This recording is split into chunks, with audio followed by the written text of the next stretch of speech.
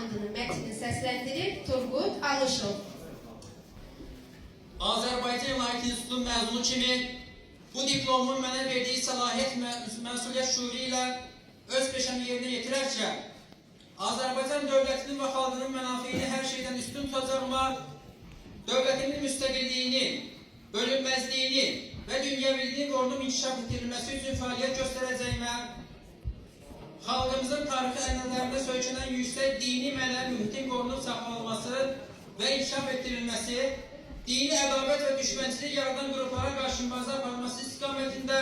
var gücümlə çalışacağıma, dini etiqadına və əqidəsinə görə ayrı-seçkilik etmədən cəmiyyətimizin bütün üzvlərinin etimadını qazanmağı